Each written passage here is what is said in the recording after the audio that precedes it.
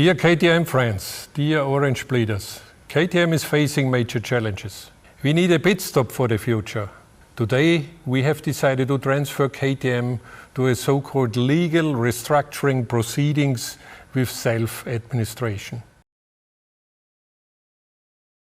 Friends, इन सभी video news headline से आपको पता चल ही गया होगा कि KTM ने अपने आप को सेल्फ एडमिनिस्ट्रेशन मोड में ले लिया है और कोर्ट में बैंकरप्सी फाइल किया है।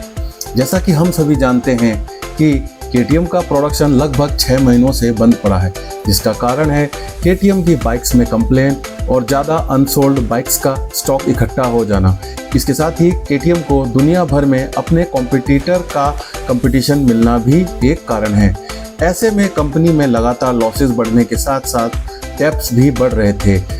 ऐसी सिचुएशन में KTM ने कोर्ट में बैंकरप्सी फाइल कर दिया। ऐसे में KTM को बचाने के लिए 3 बड़े नाम, जर्मनी की BMW, चाइना की CF मोटो और इंडिया की बजाज ऑटो का नाम सबसे पहले सामने आया।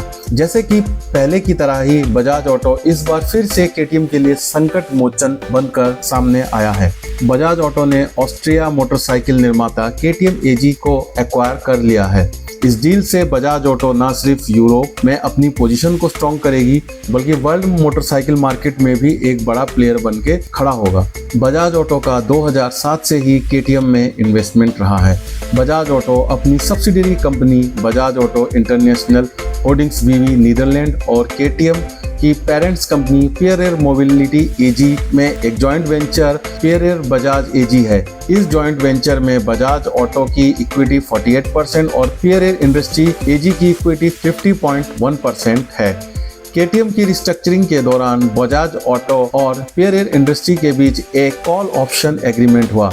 इस एग्रीमेंट के जरिए Bajaj auto international holdings BV Pierer industry AG के शेयर्स को एक्वायर करेगी, जिससे पियरेर बजाज AG और पियरेर मोबिलिटी AG में बजाज मेजर स्टेक होल्डर बन जाएगा और KTM पर बजाज का पूरा कंट्रोल होगा।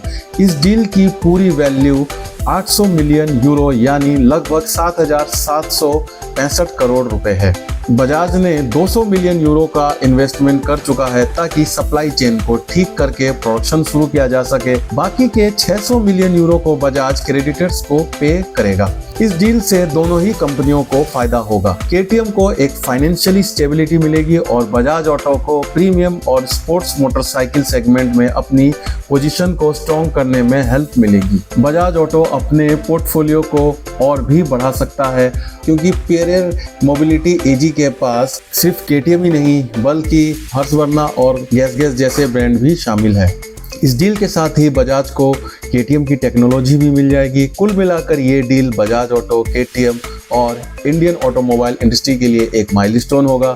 तो फ्रेंड्स, इस डील पर आपकी क्या राय है हमें कमेंट कीजिए, और अगर आपने हमारे इस चैनल को सब्सक्राइब नहीं किया है तो हमारे इस चैनल को सब्सक्राइब करके नोटिफिकेशन के लिए बेल आइकन को प्रेस कीजिए। जय हिंद, जय भारत।